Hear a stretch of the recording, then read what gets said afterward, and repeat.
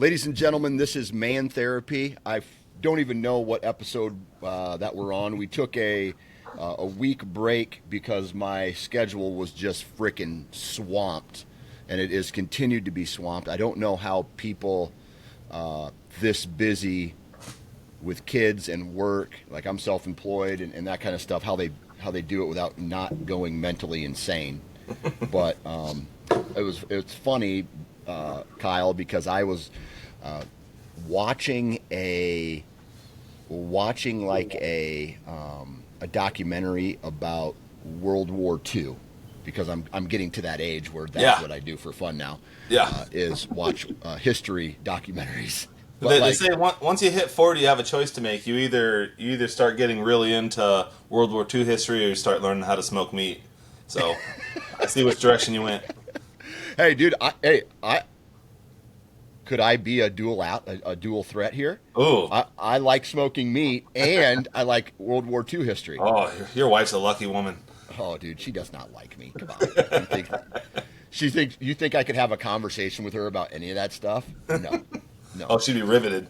Yeah, exactly. But here's what I found out, that today in society, in the world, how we view each other, how we are on our devices and stuff, our, I guess, physiology, I don't know how they've tested this, but the stress that we put our body through in today's world is the same stress that a soldier had to go through in World War II. And so that is crazy to me, that all of this, basically self-indulgence through electronics and devices and being torn to our phone is actually puts that much stress on our body.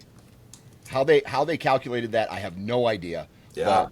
But, like, you see some of these pictures of like these 18-year-olds who went into war, and then 4 years later they come out of war and they're like, they look 50 years old. Right. Crazy. Yeah. Just like what happens to like each president. Yeah. Have you ever looked at before and after photos of presidents of the United States? Just how much they've aged in 4 years or 8 years is just insane. Insane. Yeah. Or like, my favorite is going through. This is going to sound bad, but my favorite is going through mugshots of crystal meth users throughout the years. Oh, yeah. And I'm sorry if you're a crystal meth user, but I do find this a little funny. But it's like this extremely beautiful woman. The first time she gets busted for meth, you're like, oh, God, I could probably look past that if I wanted to date her. And then fast forward 4 years, she looks like a skeleton with like a leather couch face and scabs all over her body. I'm just like, whoa! Yeah. Yep. That's a rough one. That's a rough one. Oh, Lord. Kyle, how have you been, dude? Oh, it's just similar to you, like super busy. Life's good. I don't think I have any complaints about life. It's just really, really busy. There's just no downtime. It's funny you mentioned like World War II and the difference between stress then and now. Like I reflect sometimes on how, in what ways it might have been nicer to have less technology. And if you look at photos from people of that time, like nobody's overweight. I mean, there's rare exception, but like everybody's fit, everybody's outside. You didn't have too many creature comforts that kept us inside. Your job was most people's jobs were active. And so I don't know. It's just I just think about myself, like I'm an outdoor dog, but I just stay inside. I'm like in my kennel all day, every day. Yeah. And that's just absolutely not the right setting for me. But it's interesting because I have two really distinct parts of my personality, and I'm sure more than that, but just the two I'm thinking of right now. I have a really high energy, need to keep going, need to be moving, need to be making something, making change, producing. I have that side of me. And then I also have like the calm, empathetic, caring side. So for example, in the high school yearbook years ago, I was voted, I was class clown because of my energy, and I was also voted best shoulder to cry on. And so I have these two, like, the split, and I've always found it interesting in myself that this is the side that I followed. For my Mm-hmm. career, I chose the sit down and talk with people and help people and sit still all day long and just focus and listen. That's the part of me that I chose, and I actually think that's like way harder for me than if I would have chose the moving around, any job more active. And I don't want to like glamorize, physical labor because I don't pretend like, oh, that'd be so fun and so easy. But I do know that it's really hard for me to sit all day just by nature. So Yeah. I've often wondered like, I wonder why I took that route in my career for what I do. 8 to 10 hours a day, Yeah. all these years. Part of me wishes I would have gone the other way. Just at least just wonders what it would have been like to go the other way because you and I kind of talked about the idea of us talking about our relationships with ourselves today, Mm-hmm. and I've wondered with myself if I would have a better relationship with myself had I chosen a career that was a better fit for my physicality, Yes. for my physical energy level. Yes. Because my main frustrations with myself, Dan, are how hard it is for me to focus, how hard it is for me to just sit for 6, 7, 8 hours a day, Mm-hmm. basically by myself and just focus when like I'm crawling out of my skin energy wise. And it's not Yeah. about not liking the clients that I meet with. That's definitely not the case. Like I'm actually really fortunate that the clients I meet with are super cool. So like that part keeps me engaged. But just the pure energy that I have to suppress to Yeah. just sit and focus and attend all day is Yeah. really really hard. And then I get behind on the things that are boring to me that just require even more sitting and even more focusing and even more being by myself. Like I'm a Mm-hmm. really social person and I chose a very solitary profession, Yeah. and I think that might have been a bit of a misstep for myself. It's just Yeah. how solitary it is because you Yeah. know I recall having jobs that I enjoyed a lot, even doing like really crappy tasks. I enjoyed the job because I was working right alongside a friend Mm-hmm. or a coworker that I liked, and the long shift would go quickly because we were chatting the whole time, or joking Yeah. around, or making fun of each other, being silly, or even talking about real serious things, but kind of talking while we worked. Yeah. And now, these past 14 years that I've been a psychotherapist, there's no one to like joke around with, Mm-hmm. There's no one to distract me from the work at hand. It's just sit and focus. And Yeah. I think that's been really wearing on me. Yeah. Yeah. That's very interesting because I was going to ask you at some point in these conversations, like wh- all day long. Let's say you're just sedentary. You're sitting in front of someone. You're using your ears and your mind to listen to other Mhm. people's problems.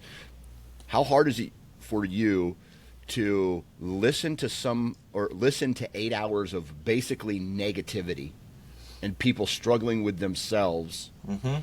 for you to then take a deep breath, walk out of that door behind you, and go, okay, now I have to be positive dad and husband. Yeah. Yeah. Sometimes that's an issue. I'll tell you, you won't be surprised to hear this. It's actually pretty inspiring what I do. Mm-hmm.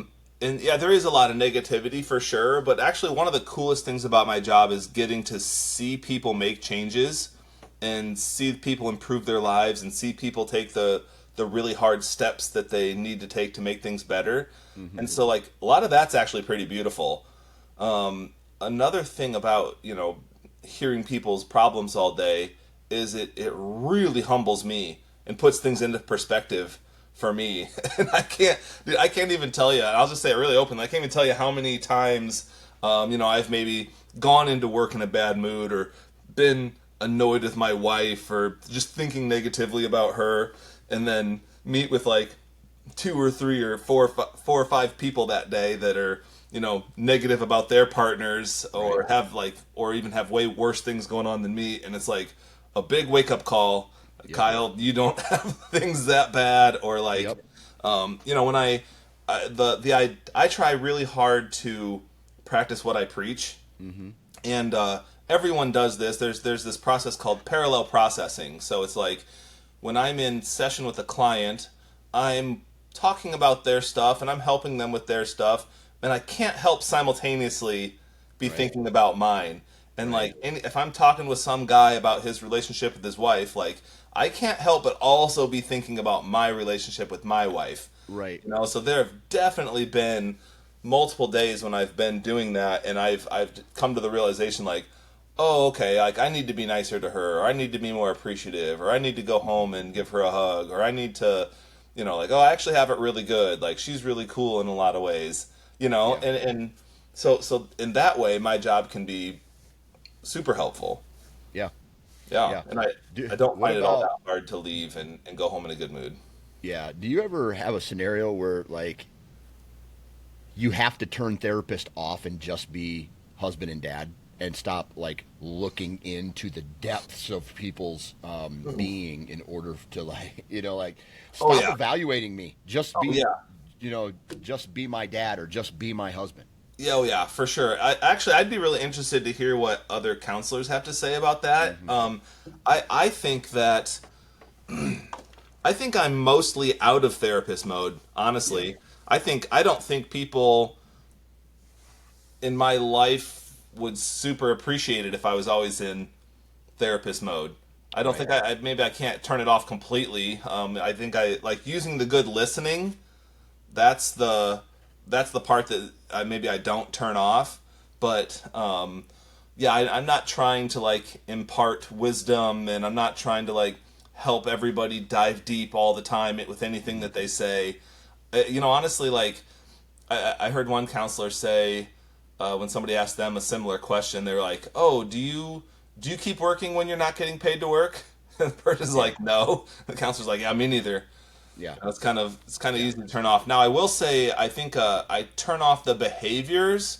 I don't necessarily turn off the therapist mindset though. So like The I'll critical be thinking part of it. Yep. So Yeah. like if I'm talking with somebody and they're talking about their stuff, it's just a friend, or if I'm just like in a group of people and we're all just hanging out and people are expressing this or that, like bells are ringing in my head and I'm making connections, and the ideas come up that I would say in therapy, but I just don't say it usually.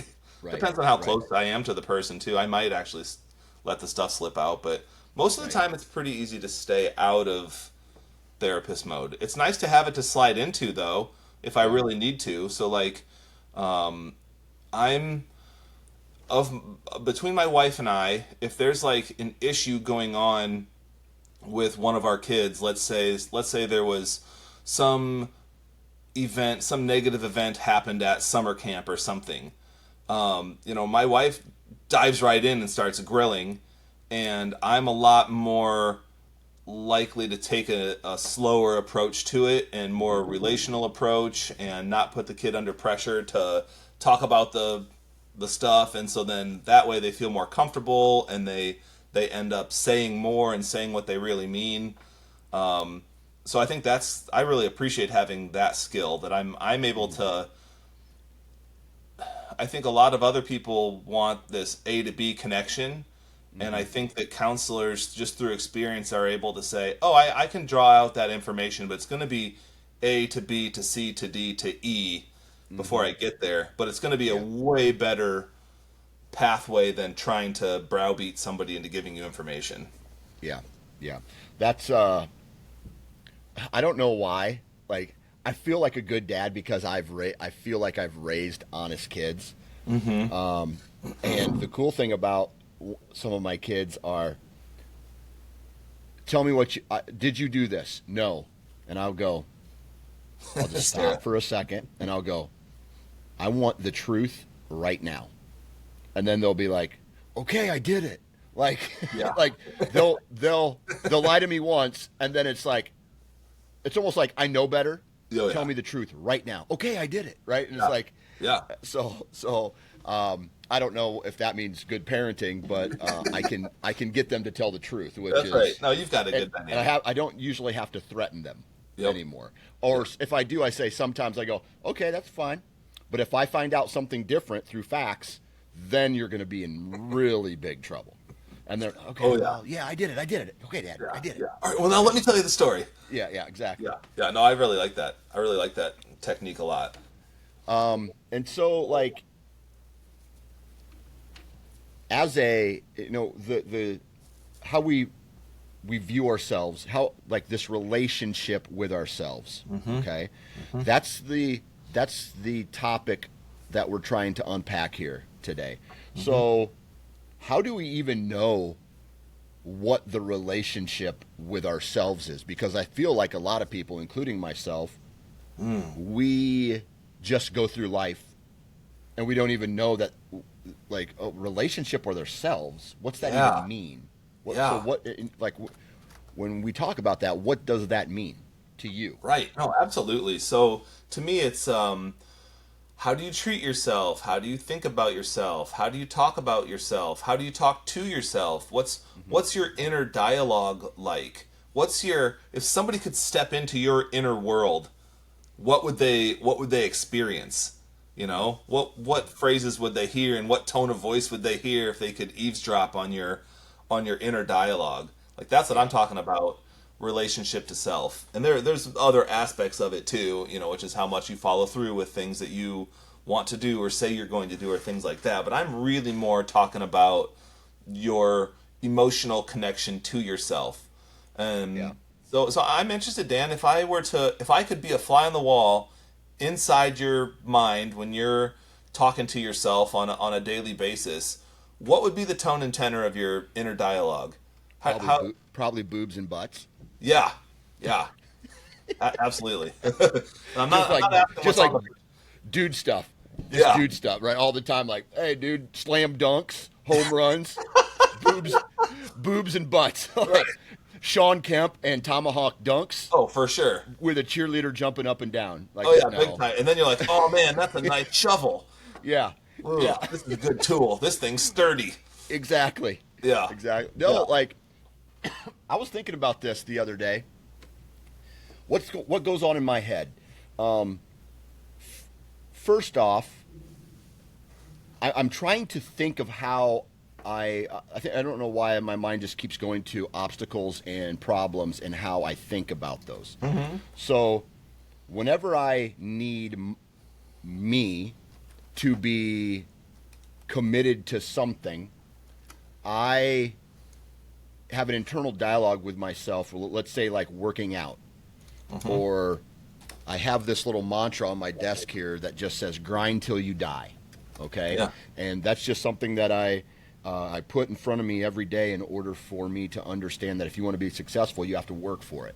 Okay, so one thing that I do is I talk negative about myself internally in order to motivate myself to do something. Yeah. And so what I mean by that is like if I'm in the gym, if I want to go to the gym, like I have this internal dialogue that is, I don't want to call it self-hate, but I'm like, dude, you are a pussy. Yeah. You know, like, dude, what a piece of shit you are. You haven't done shit this week. Yeah. Right? Get off your ass and go do it. Yeah. Like that kind of, and and then there's a part of me that's like, okay, dude, I'll go. So I don't want to call it a split personality, No, no, no. but it's just like Yeah. So it's a defense mechanism for me to hold myself accountable for all the promises that I may have made myself in the past. yeah, yeah, absolutely. So Yeah. it's your internal drill sergeant, basically. Yes, Do exactly. you? Okay. Let me ask you a bit of a I don't know, maybe it's kind of an abstract question. Do you think that that voice, like that particular critic, inner critic, do you think that inner critic has your best in um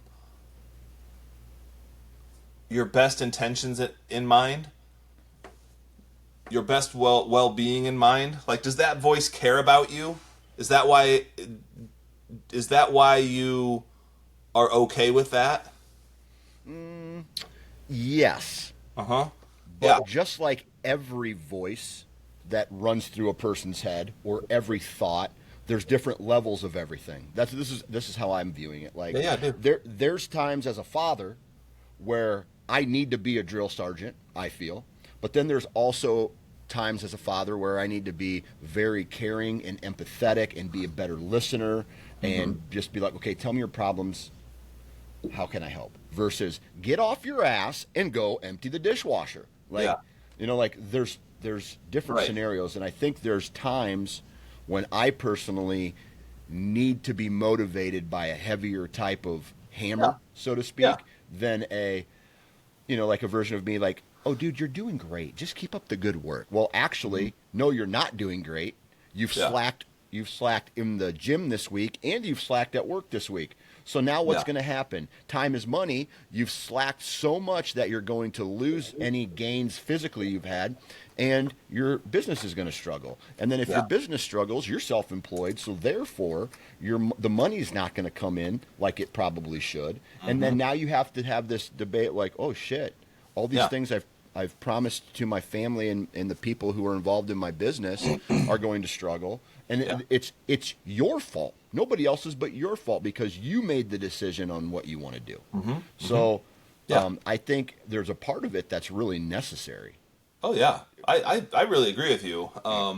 You have a strict realist inside you that stands up for your values and holds you accountable.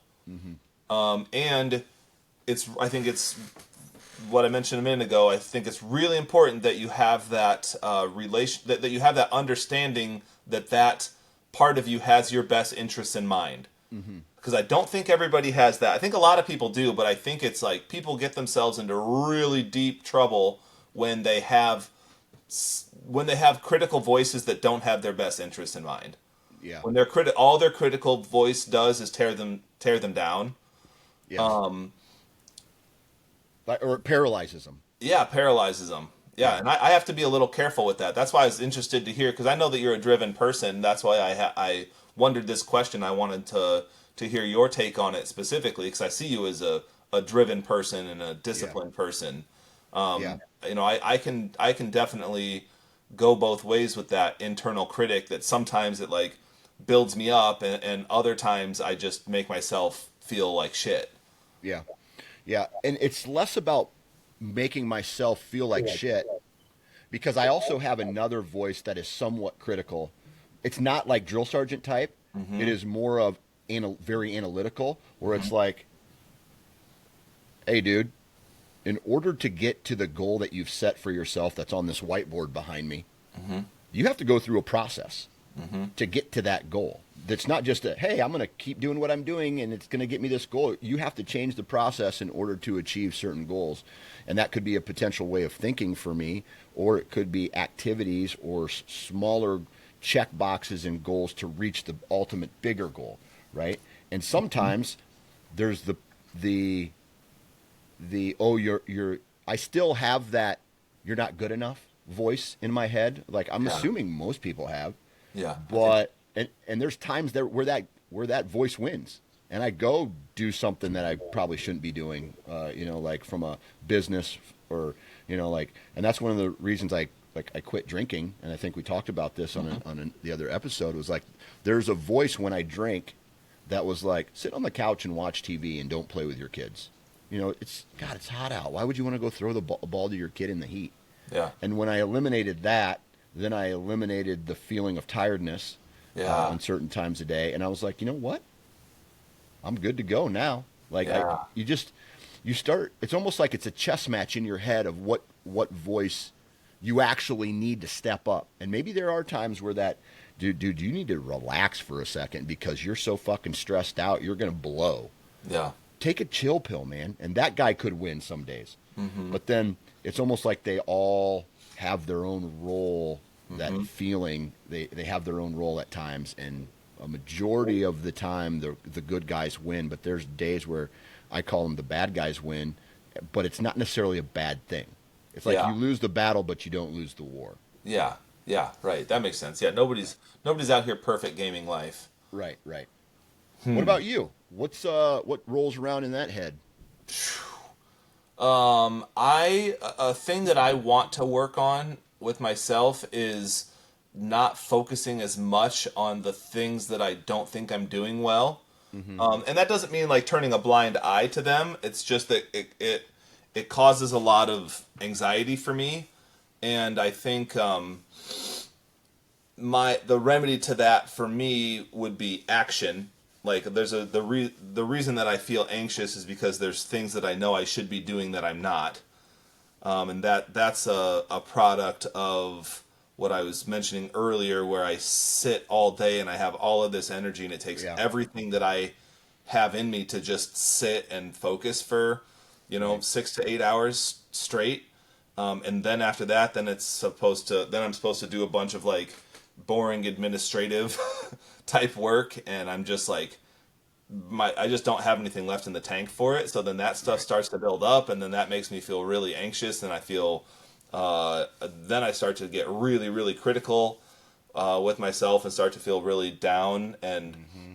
and then again that can go either way. And the way that it should go is I need to just do the stuff, and I need to be smarter about doing the stuff, and I've taken steps to be able to do that. So I'm diagnosed with ADHD, which is, I think it's true for everybody. It's more true for people with ADHD that it's really hard to do things that are boring to you. The average person can sit and do like, oh, this sucks, I'll do this and bang it out. I think a person with ADHD often is like they're going out of their mind Right. when they have to do something that they're not interested in doing.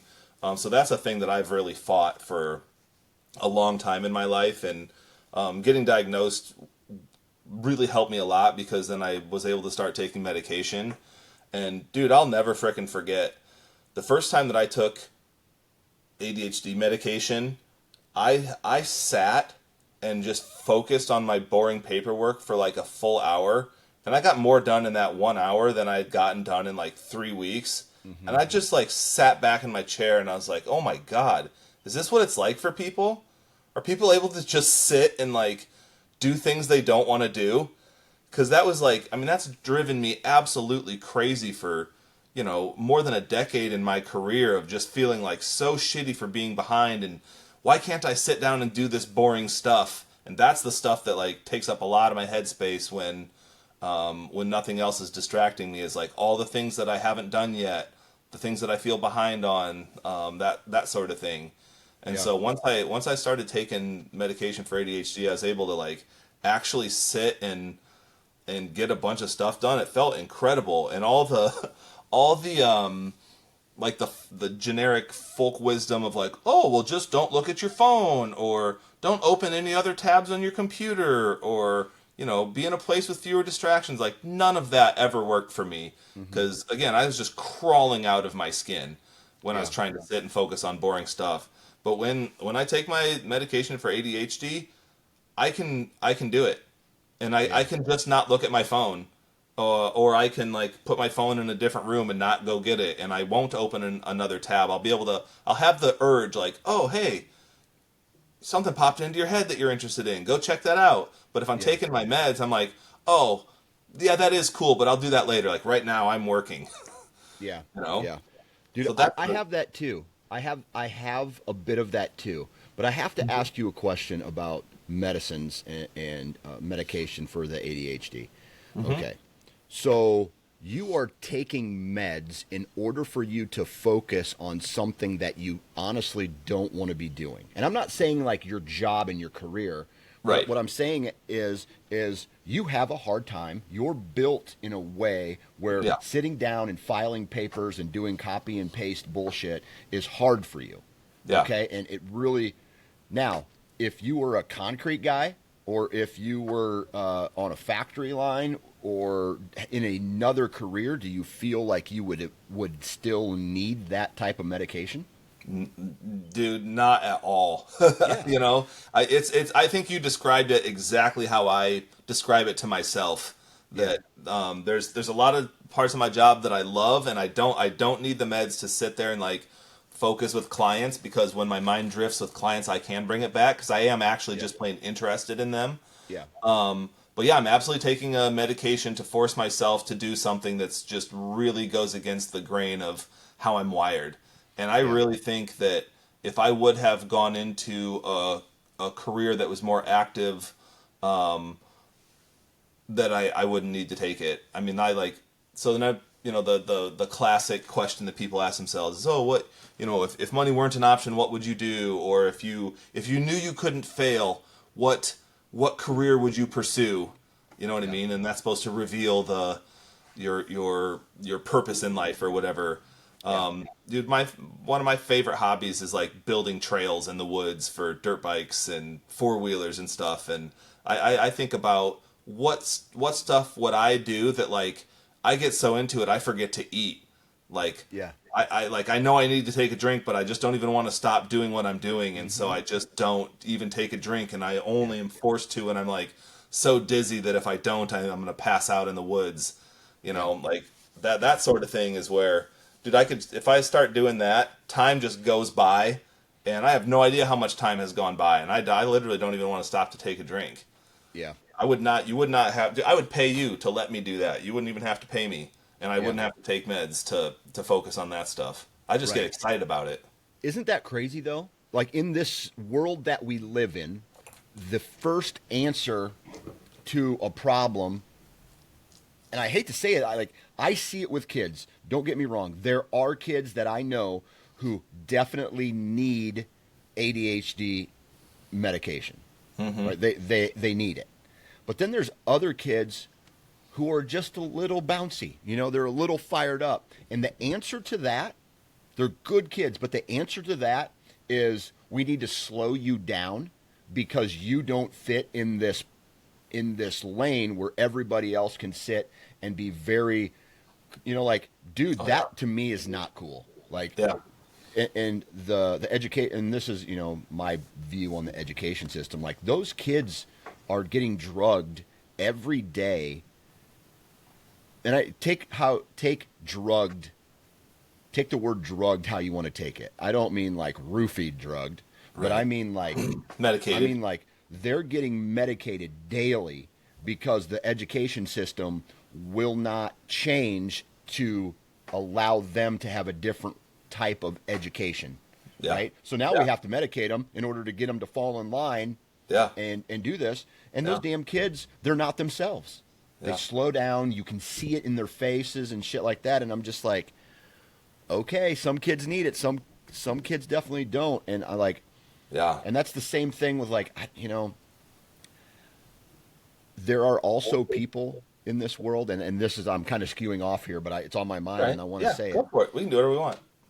Like, there are people in this world who are on, and I can't be inside of a person's head. I don't know how they feel. I don't know how they act, but I feel like before a person goes on some kind of antidepressant, they need to go through some kind of class on how to handle stressful situations because they hand that shit out like candy to anybody. I could go into my, as a matter of fact, I did.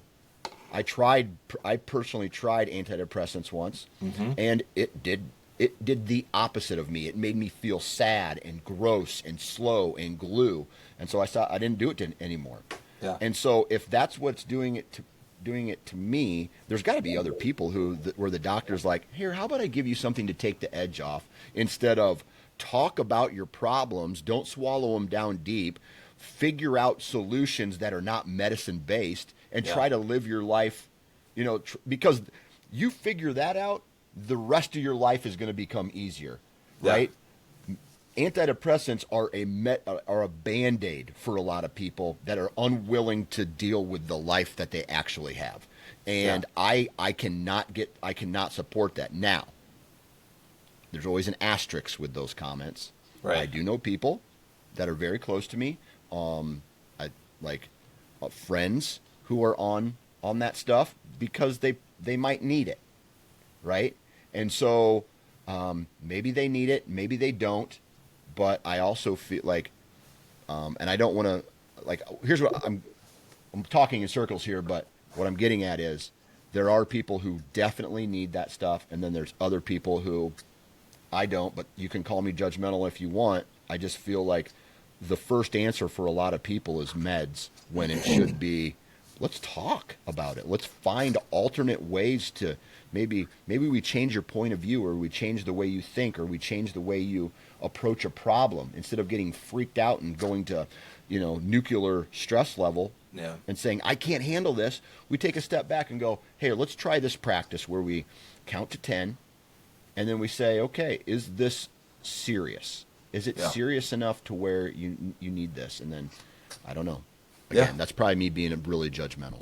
No, I hear you. I think that there's a number of points to address there. One being that that's generally what research does say is that it's not the best for somebody to just take medication without doing any other interventions. Right. Um, Right. Therapy is awesome. Therapy plus medication is awesome.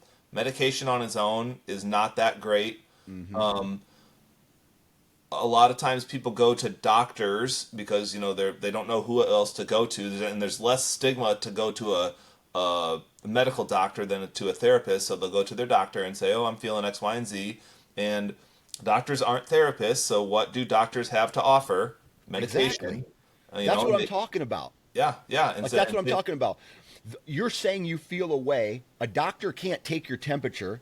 You can't do a blood test for that kind of stuff. And they're going, oh, well, I have the solution for you.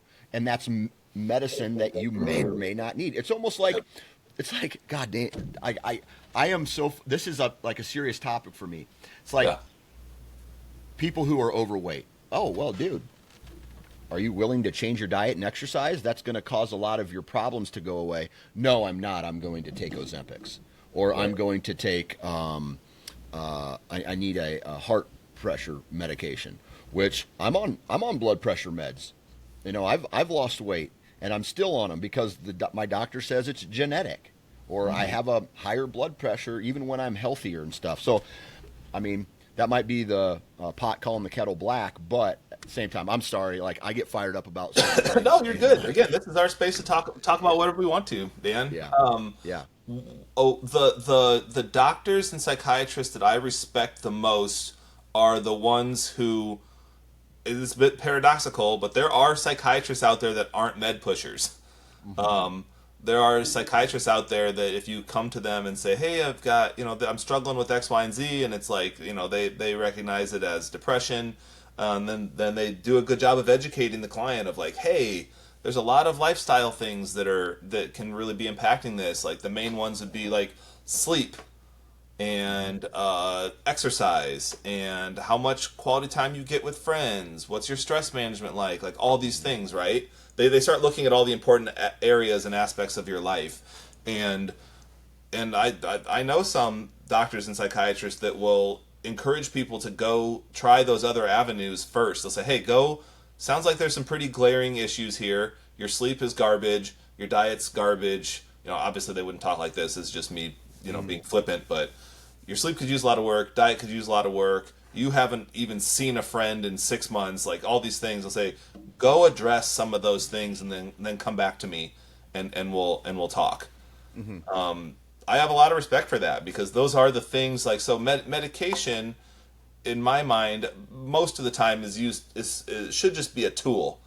It should just be help you. To use your words, take the edge off enough that you can do the things that you need to do. It's almost like jacking up the house so that you can put a new foundation under it. Like the medication helps hold the house up while you redo the foundation.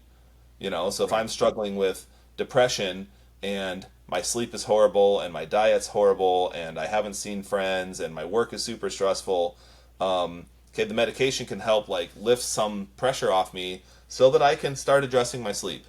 And I have the energy now to go exercise, and I can get more purposeful with my diet. And then I'm building a better foundation under myself that eventually I can build that foundation up high enough and strong enough that I can remove the meds and put the house back down on a more solid foundation. Right. And Right. granted, there are some people that need to be on meds long term, so I'm not saying anything against that. I'm just saying for probably just like the average person. Yeah. Right. Right. Okay. Getting back to this like this relationship that we have with ourselves. How do you like? I want to talk a little bit about optimism and pessimism. Do you think there's a conversation here that we have to have with ourselves about like maybe there's people out there that are too optimistic and they need to have a little pessimism in their life. And then the vice versa, where it's like, dude, you are so negative all the time. That's gotta hurt. That's gotta feel like shit to be a negative thinker like that. Yeah. You need a little happiness in your life. You need to be Yeah. like, you know what? It's raining outside, but today's gonna be a good day. Yeah, yeah. No, absolutely. Yeah, I think probably anything on either extreme is not good. I like the idea of being a realist, or a realistic optimist, cautious optimist.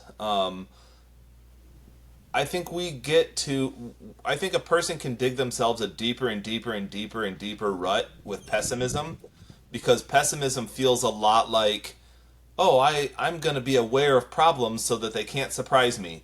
And I'll be prepared for problems and issues because I'm really good at identifying them. And then all they do is build their whole worldview around identifying problems. So your whole life is just problem saturated, and you're just dripping wet with problems at all times, and you're not willing to like zoom out and see anything else. I'm much more of a proponent of like, yeah, like seeing problems certainly has its place, but it doesn't need to be the only thing that you ever see. So, Right. I think a lot of people, they're kind of afraid that like they're afraid to be an optimist because they think it means that they have to stop thinking about negative things or stop worrying. And I don't think it means that at all. I think like you can I'm a big fan of seeing the whole picture. Like, yeah, you can worry about those things for sure, and you can hope that those bad things don't happen, absolutely. And also what good things are happening right now. But I think Yeah. a lot of people feel real scared to take their eye off of the monster because they don't want it to bite them when they're not looking, so they just dig deeper and deeper and deeper into pessimism. Yeah. So this has got to be like nature versus nurture type of like a conversation here, where I know people who are, there's, we all know them, right? We all know the two happy, the guy who walks outside and goes, oh my God, the sun is gorgeous today, right? There's not a cloud in the sky. The birds are singing. This is awesome. And then we have the people who walk outside in the same environment and they go, God, I hope I don't get a sunburn today. Yeah. God, those birds are annoying. God, like, like these like what's going on? Like it's the same environment, but two different brains coming into the Oh, into yeah. the mix here. Yeah. Like how do people how do we approach life where we find balance, where we can go, today is a good day, but I'm going to be prepared in case the bad day does show up. Yeah, yeah, yeah. I when I talk about that with clients, I talk about the difference between being prepared versus being hypervigilant. Like hypervigilant is like you never let your guard down, and you're just always looking for problems, even when there aren't any. And prepared is like, huh, by my assessment, things are pretty fine right now, but I'll be ready if something happens. Yeah. You know, Yeah. it really sucks to be around the nervous Nelly that's like hovering over everybody and like, oh, did you put sunblock on? Do you have this? Oh my gosh, what about this? And what about that? And what about this? And what about that? Like that gets like those folks. My heart goes out to them, but they stress me out. Yeah. I'm so much more 100%. like, okay, I'm 42. I'm smart enough. I'm generally well functioning. I think I'm gonna do a good enough job of getting sunblock on my kids. Yeah. And if I forget the sunblock, I bet I can figure out how to borrow some from somebody else. Or So I go think to a there's store, or yeah, like, exactly, there's so many solutions to a single problem exactly. that there's like I feel like people, again, the word paralyzed, they're just they get to a state of thinking, or where they're like their world stops on a basic problem, Yeah, where it like for me it's holy shit, you're losing control over this. yeah, This is a 30-second deal. Fix it, Yeah. go on, move on. And Yeah. now it's a gigantic deal. right. And so, Well, a major difference in this is my opinion on this. A major difference between a pessimist and an optimist, or someone that worries a lot versus somebody that has worries but is generally well functioning, is the person that worries a lot. They don't tend to trust themselves. They haven't learned to trust themselves to figure it out. And the person that has worries, but their life isn't dominated by worries, they have the same worries. They just don't go to the nth degree with it because to your point, they trust themselves to figure it out. Yeah. Yeah. Um, I think the And person that's pessimist feels vulnerable, and their pessimism is their armor. Because right. if there's, I, I I think, like that. Dude, yeah, I really like that. yeah, I think you'll understand this. So, like, if you're, if you've had a life where bad things have happened to you or people have let you down in significant ways, then you likely know what it's like to like start to feel good and feel happy and allow yourself to like look forward to things. But what if you've had the experience in life that the rug keeps getting pulled out from under you, and it Yeah. actually can turn really painful to get excited about something only for it to not happen over and over because the people around you are undependable or whatever other reason. So here's what people do often is they stop letting themselves hope good things for themselves because it's the bottom has fallen out so many times Hmm. that and that they're like, why would I let myself be hopeful anymore? It's just Right. way yeah, they have so much more control and they feel so much less vulnerable to say basically, I'm just going to feel down all the time because at least I have control over that.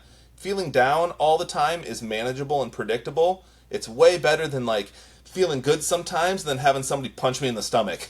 Like I'd rather Yeah. not do that. So I will choose being down over feeling hopeful sometimes just to get punched in the stomach.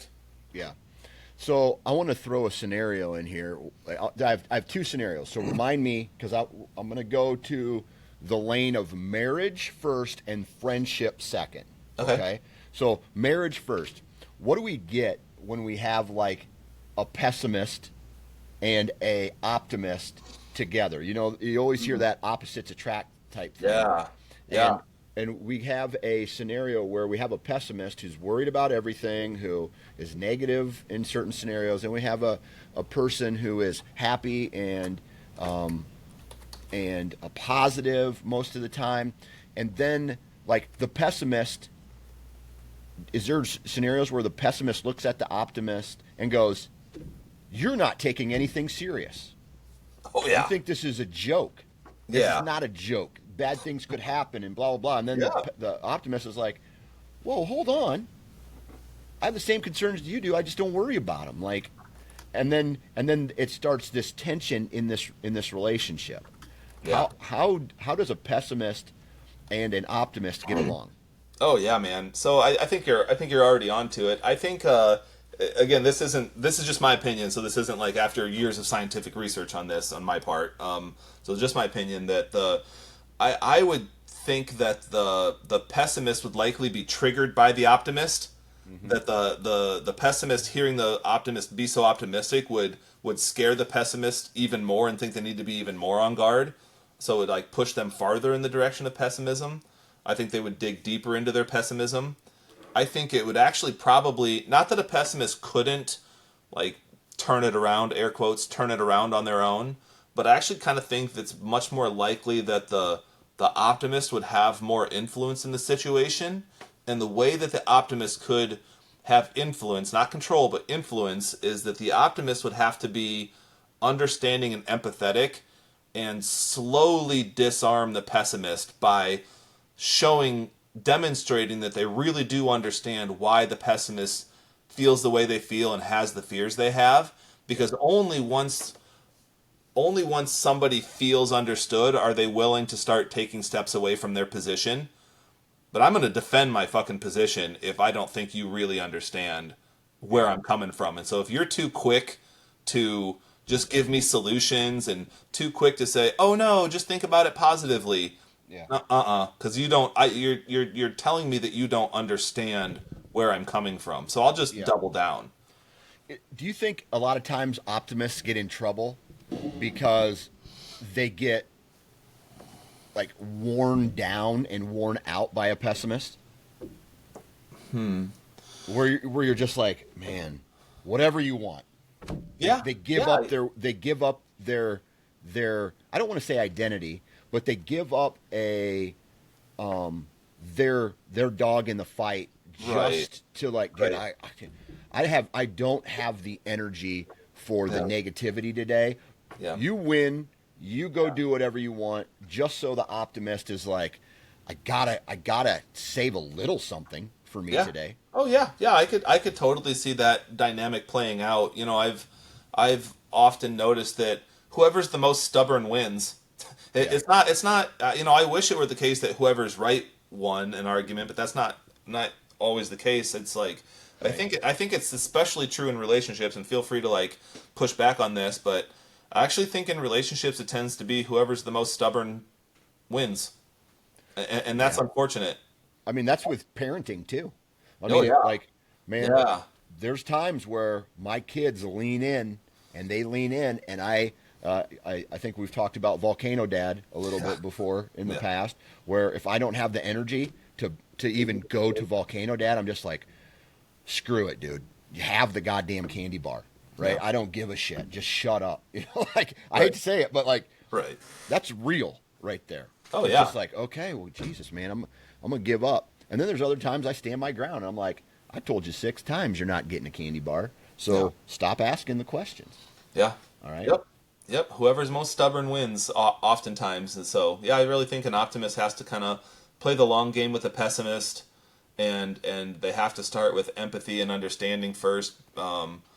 Oftentimes, when somebody is trying to, if someone's trying to talk you out of a position that you have, and they're not demonstrating that they understand why you feel the way you feel, then you're much more likely to actually intensify your message. You'll ramp it up, and kids do that too. They ramp it up. Yeah. They're like, this kid took my whatever, and you're like, just stay away from him. You jumped right to problem solving and didn't hear the what the kid was upset about. And then Yeah. like, how's a kid feel when they say, oh, that kid hit me, and you're like, oh, just walk away from him. Mm-hmm. It's like the kid's like, no, I just got hit. Like, I need you to like show some understanding here. Right. So if Right. you ignore them, then they'll the tears will flow, or the anger will intensify. But if you can demonstrate that you understand how they feel and why, then after that they'll be a lot more open to your solutions. But they're Yeah. not going to be open to your solutions if you haven't demonstrated that you understand what they feel and why. Right. Right. Which is, I'm guessing, hard for an optimist to Yeah. to do Yeah. because excuse me, like an optimist is like, okay, let's move forward, let's go, and a Yeah. pessimist wants to sit there and just be like, no, you're not hearing me or listening to me. Yeah. This is a big deal to me, this is a problem Right. to me. And meanwhile, the optimist is like, yeah, it's not a big deal at all.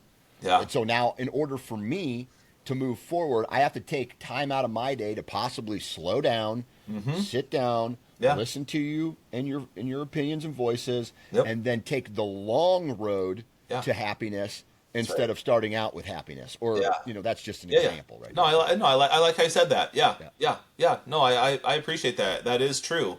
I think that's part of the definition of maturity, is realizing that you might have to do something like that sometimes. Like, Yeah. what? There's nothing out there that says an optimist shouldn't have to demonstrate that they understand what a pessimist is thinking. Yeah. I think that's part of growth and maturing, is being able to develop empathy. And so, by the way, just to clarify what empathy means, empathy doesn't mean that you agree with the person. Right. It doesn't mean that Understanding. it doesn't mean that you're on board with what they think and feel.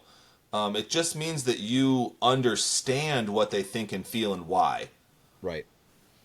Right. Even if you totally disagree with it, completely Right. disagree. So like, if my son hits my daughter, and I saw it happen, and I know that it was unprovoked, and I know that she didn't deserve that, I can still listen to his explanation of why he did it, and make sure that I understand from his perspective Yeah. why he did what he did. That's empathy, even if 100% of me disagrees with it. So a lot of people Right. think like, a lot of people think empathy means that you agree with what the person's saying or thinking or feeling or what they did. It doesn't mean that. Right. Right. Yeah, and I think that's the hardest thing for all people, especially in this political world we live in. It's like no one wants to take a second out of their day to go, oh, and then people, they just skip over any commonality between each other. Yeah.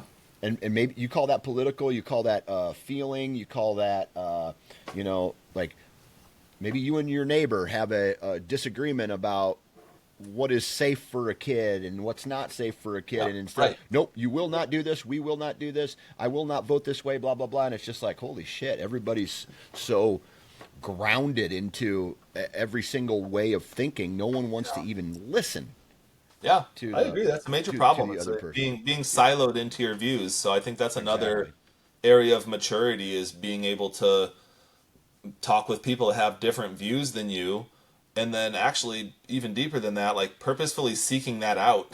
If you can purposefully have conversations with people that disagree with you, then that keeps you more grounded into reality and not just your own echo chamber that you've developed in your own life. Right, right. Okay. So we touched base on like marriage there for just a little bit, right? I think with men especially, best friends, let's say, or let's not even best friends, but I'm going to use a scenario here where Kyle, you're down, you're feeling sad, some kind of negative feeling that's going on in your life. How do you know, as someone who wants to approach that, let's say myself, what would you say would be the best approach for someone to be like, man, there's a couple options here. You can say, man, stop being a pussy and get off your ass and go handle business. Yeah. Or we know we need to sit down and be like, and be that more empathetic person. It's like, hey, dude, tell me how you're feeling. What's going on here? Like, Yeah. because I think for men especially, that second example is a harder thing to do, to talk about feelings and emotions and take steps to getting positive and a positive result than it is Yeah. for being like, hey, puss, let's go. Come on. Yeah. Right. Right. I think my mind instantly goes to, like, what's the scenario that if there's sometimes there isn't time to dig deeper and Break it down. like Yeah. we do just need to do this right now. I think though if a person has time, I like the second option a lot better, especially if you like really care about the person. Then I think it's worth giving that time, which all that is just joining, and that doesn't have to feel weak either. Like if I talk to friends about stuff that they're going through, I'm not saying anything critical or putting them down. I'm actually often sharing similar things that have happened to me or times that I have felt a similar way, so that they can feel like that's kind of normalized. Right. Yeah, no, I think if you have time and if you're close to the person, then I would use as much emotional connection as possible. Again, because I think oftentimes people know what they need to do. They already know it. So if you give them a solution, they're like, "Yeah, I know," and that's actually part of what's bothering me right now is I know what I should be doing and I'm not doing it, and so I feel like shit about myself. Yeah. So the solution wasn't even helpful because they already had Right. it. So Right. then it's like, hey, let's talk about the barriers here. Like, what's going on? Let me, I call it taking emotional inventory. Like, let me see what we're dealing with here, and then from there, once you demonstrate that you understand, then you can start working with them to figure out what's the low hanging fruit. How can we start patching things together? Yeah. Have you ever noticed, like, and maybe with men, there comes a point where maybe it's life. It's just like the stages of a man. Like, I have noticed myself, like, I felt like throughout the course of my life, I have been a very positive person, and in today's world, I am still a very positive person. Mm-hmm. But then men go through a stage where they almost turn into like little bits of like the asshole shows through more, right? And they kind of lose they lose their patience, a little bit more. Yeah. But then I'm also starting to see the back end of that, like maybe in grandpa stages of men's life, where the asshole kind of goes away again. Yeah. And now they're back into a more positive, positive part of their life where Oh maybe they're yeah. retired, Oh maybe yeah. they got grandchildren that they want to Yeah. spend time with or some shit like that. And so Yep. the asshole, it's like there's a stage of life where men become assholes. Before and after that, they're not, but there's this stage. Like, so what do you think that is? Yeah. Because I catch myself doing some of that stuff too sometimes. Oh yeah. So have you ever seen, and if you haven't, and if anybody's ever listening to this, Google happiness curve. Have you ever seen the happiness curve before, Dan, or heard of that? I have not, but I'm going to Okay, Google it so right now. Talk it yeah, out. so yep. So the happiness curve, researchers did some research about stages of life and ages that people feel the happiest versus unhappiest, and Mm-hmm. I think you basically just described it. They're like when your kids and responsibility is low and social contact is high and structure in your life is high, happiness is high, and that so happiness starts out high, but then as you get into like your 30s and 40s and like your money making years and your career building years and your kids are young years, your happiness is like at the low part of the U. So like the happiness curve is a U. It's a U shape. It's a smile shape. So it's higher at young age and higher at old age and dips severely in the middle, Right. because you have so much more responsibility on you and so many fewer outlets for happiness and relaxation and rejuvenation. I think the at the bottom of the curve, I think the stress is more demanding than the resources available. It's like you're spending faster out of an account than you can put money into. And so that's frazzling. And I guess I probably mean that literally, like finances can Right. get really stressful, but I mean that like your internal, your emotional and mental and emotional bank account. That when you're a kid, like, oh yeah, you've got like all the money in the world to spend emotionally because you get sleep and you get to see your friends all the time and life is structured and you have very low responsibility. And then man, in that middle part of life where you've got little kids and you're trying hard to build your career and you got a million irons in the fire and every single night is busy and you barely ever get to see your friends because a million other things are going on, you are just spending out of that account way faster than you can be putting money into it, and that Yeah. sucks. And then at some point, that's you can see that happiness curve starts to go up, and it's like, oh, my kids are a little older and they're more self-sufficient, and oh, maybe they can drive themselves to practice now, and oh, now I've been doing this job for 20 years and I'm making more money now, so I've got more money, my debt's paid down, maybe at some point you get your house paid off, your kids are much more self-sufficient. You've got all this time, like your friends, life's starting to ease up for your friends too, so you're starting to get together with your friends more often. You can afford to take vacations now. You're higher up at your job, so you have more flexibility, and life starts easing up on you. Yeah.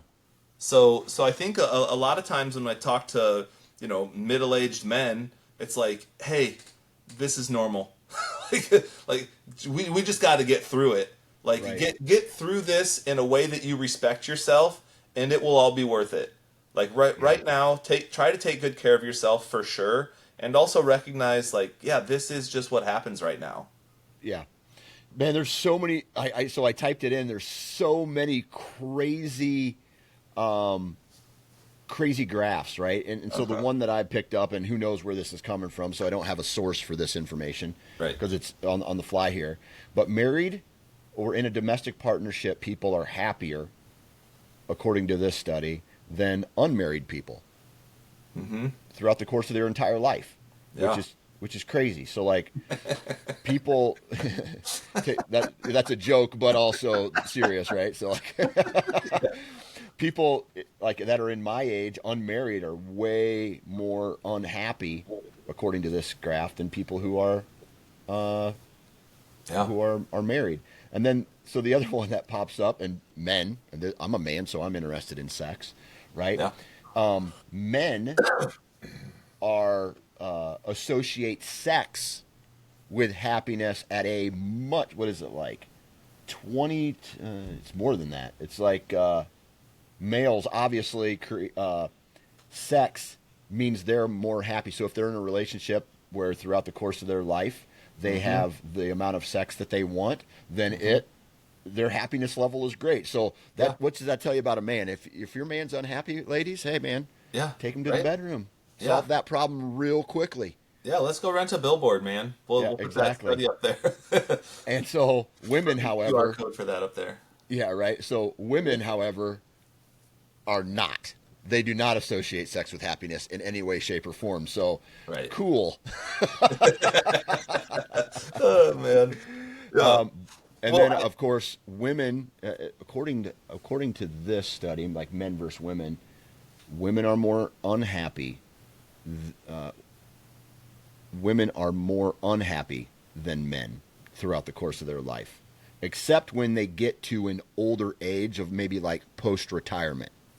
Then the curve looks like it shifts, according to the one that I'm looking at, to where it's like throughout the course of a woman's life, she is, according to this graph, more unhappy than a man until like the age of 65 or 70. And then it flips, and the women become more happy wow. than men. And Wow. how you graph happiness, I do not know. Right. Yeah. I'm not sure. I need to read the research behind it all, but I thought it was interesting. Yeah. Yeah. Yes. Yes. Well, I mean, this is a great conversation today. Oh yeah. Is there anything else that we need to talk about as far as like looking at yourself, how to be positive versus negative? I mean, let me ask you this like one of these last questions here. Is there ever a time where someone should be negative? Hmm. Um. Like a yin and yang type thing? Is there such thing as being too positive?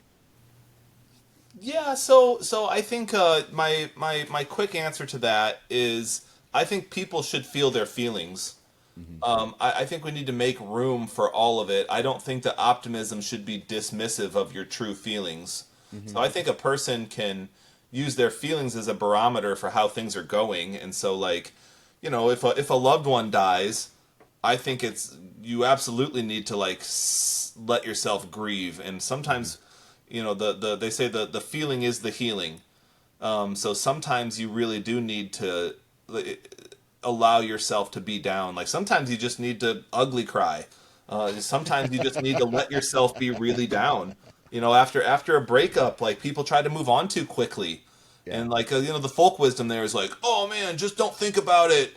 Just go have fun with your friends and go find somebody else and da da da. And it's like I don't think that's the best advice. I think oftentimes when you go through a breakup, an end of an important relationship, there's a grieving process, and maybe the appropriate thing to do is to like let yourself feel like shit for a while and Hmm. let that go through your system until you start to feel like, okay, I don't think the tears are coming as much anymore. That's good. That means that I'm healing.